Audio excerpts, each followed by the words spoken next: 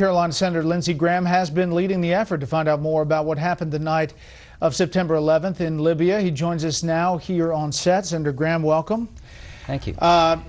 There seem to be a lot of things that you're still trying to find the answer to. The president today said in a Google Hangout that there are, and I'm not quoting here, but he said it seems they're running out of questions to ask, paraphrasing what he said.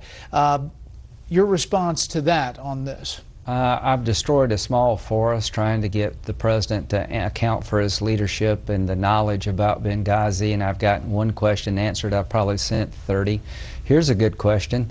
The man released in Tunisia, do you think we had anything on him or not? Because the reason I intervened to set up the FBI interviews is I was told by our FBI that this is a leading suspect in the attack on the consulate.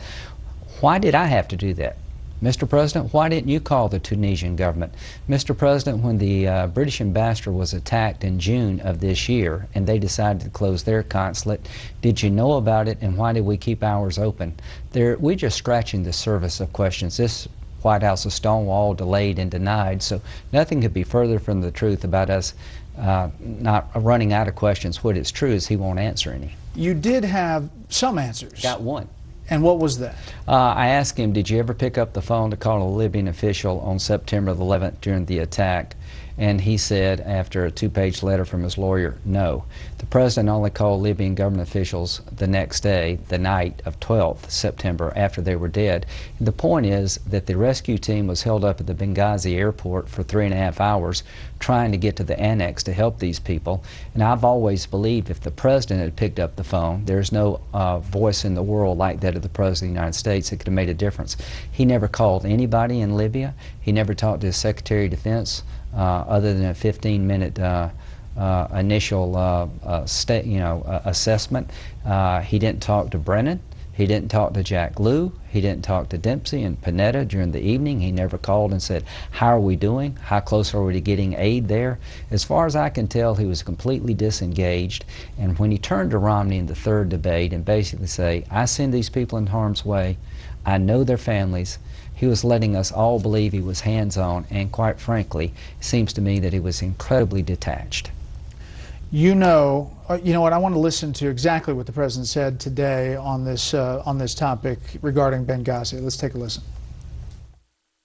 This is the most transparent administration in history. There are a handful of issues, mostly around national security, where people have legitimate questions, where they're still concerned about whether or not we have all the information we need. Benghazi, by the way, is not a good example of that. That was largely driven by campaign stuff, because everything about that, we've had more testimony and more paper provided to Congress than ever before, and Congress is sort of running out of things to ask.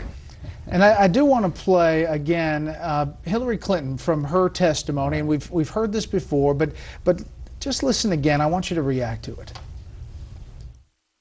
With all due respect, the fact is we had 4 dead Americans. Was it because of a protest, or was it because of guys out for a walk one night who decided they'd go kill some Americans?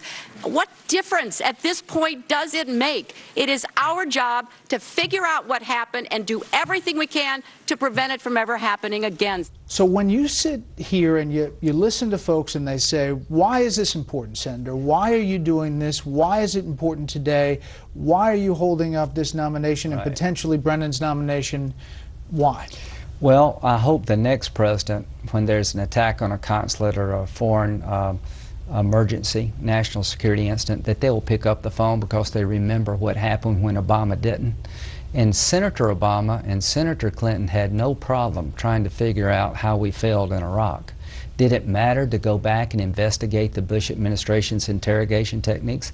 I think it did, and I joined them. Did it matter to question our policy in Iraq after it was failing? The point to me is you got 4 dead Americans, you got a commander-in-chief who is absolutely disengaged, you got the Secretary of State never talking to the Secretary of Defense, you've got ample evidence of a national security nightmare in the making, you got the Secretary of State not knowing her own ambassador was sending cables to her department saying we can't defend the consulate in case of a coordinated attack. In August, the Secretary of Defense knew about it, Secretary of State didn't. How could that be?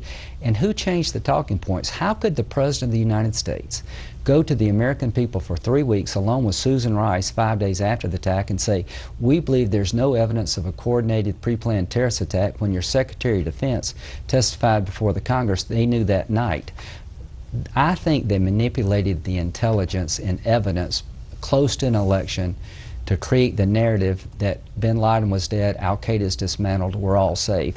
I think what Susan Rice said and what the President said about this being a video that created a spontaneous event that led to a riot and Al-Qaeda wasn't involved was a misleading effort by this administration, and it matters when the top government officials in this country responsible for national security mislead you. Have you heard about any survivors and telling their story? Well, do you know anything about that? No, I don't know who they are. In the FBI interviews 2 days after the attack in Germany, we still, as a Congress, do not have the FBI interviews. The best evidence of what happened that night were the survivors. They will not give the United States Congress the FBI interviews of the survivors. We've been told 5 different versions of who changed the talking points. This is not transparent. They're delaying, they're denying, they're deceiving. They ran out the clock during the election. I will not give up until we know what happened. And at the end of the day, it's about 4 dead Americans. And the way this president handled this situation, his national security team, is a travesty, and we need to get to the bottom of it, and we will. Will Chuck Hagel get approved? Unless there's a bombshell, he'll get an up or down vote. I hope one Democrat will look at Chuck Hagel's records and some of the outrageous statements he's made about the state of Israel and reconsider, and have one Democrat vote no. If you could find one Democrat who'd vote no, the floodgates would open, but I don't know. Okay. Senator, thanks. We'll continue to follow it. Thank you.